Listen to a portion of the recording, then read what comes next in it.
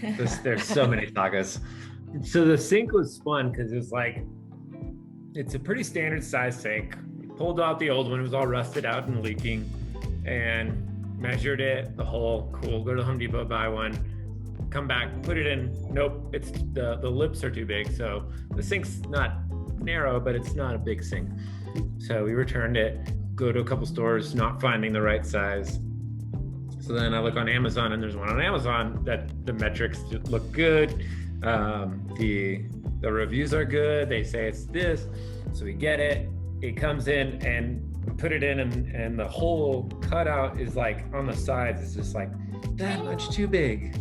And you're like, so you can see through, and you're like, So we couldn't find a sink that fits. So I looked up so many things, and there's something called a hoodie ring or something. And it's basically like a metal ring that you put around. It's like a lip.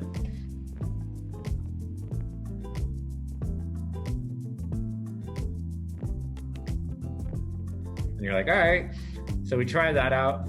It's supposed to be 16 by 19 or whatever the measurements were. It's like custom made. It comes and it's totally like not 16 by 19, and it's like a manufacturer not correctly. So we're like, okay, forget this. So we returned that. So then we ended up using the same sink, and what I did was get it positioned very closely where the gap's so small, and then I just did like silicone and kind of filled that hole with silicone, and then we did the ring around the sink, and that ended up working.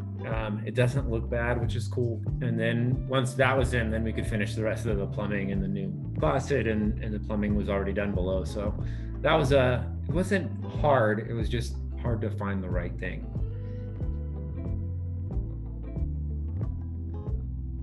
Like they always say, cut once, measure twice. Like I measured a ton, and it was all just like weird manufacturing things that were like either poorly manufactured or just like misleading dimensions, or I just didn't know how to read dimensions appropriately. But that was probably the bigger learning, was just I need to find another store besides like your Home Depot, because it's like Home Depot's like, here's the one brand of sinks, and there's probably way more sinks out there that would have fit more perfectly, but there's not too many stores around here.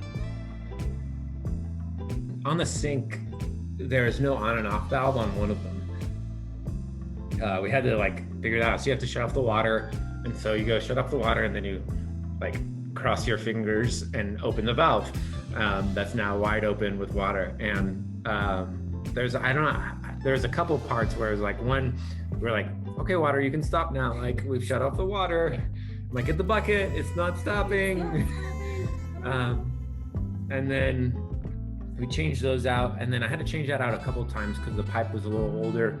I wrapped it with plumbing tape, and that didn't do the job, so we took it off and then did it again with plumbing tape, thinking I didn't do the plumbing tape right, and then it still leaks. So then I got like a plumbing glue, it's like a goopy thing, and you did that and that worked.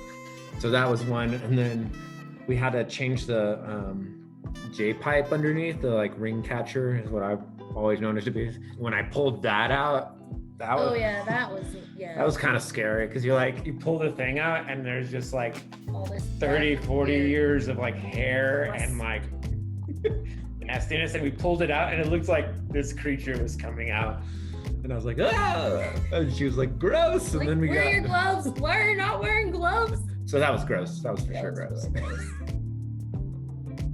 Definitely painting the vanity. That was really fun. So there's where the sink is.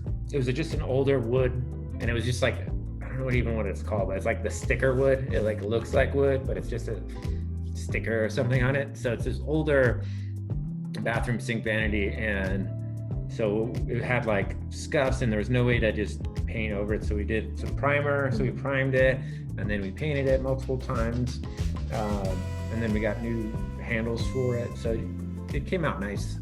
So that was a fun little project. Yeah. That one wasn't my favorite because that was just tedious, because you have to like prime it, and then it's not wide enough, so you prime it again. I hate sanding. Yeah. And then at the inside of it, you'll see pictures of, since it's older, the backing of the medicine cabinet is staple gunned into the back. but when they put that in, there was no drywall walls, so there's no way to fix it without tearing down the wall, basically. So I got creative and screwed holes into the thing, and then pulled the screws in and then glued it. So that was interesting. I didn't think that was going to turn out well, but it did. So that was fun. I think it's whoever gets to it. Each section. Like one room I did the flooring, and then the next room she did the flooring. So I think we're just kind of jumping in. I don't think it's that organized. We just do what needs to get done. We taped up the other rooms now. Taping is not fun. Yeah, taping is tedious. And we papered up the floors and different things, and it gets torn, or it doesn't cover the molding now, and then you have to go back in, and then you come back into the room to go paint the next day, and like the tape fell off the wall, and you're like, ah.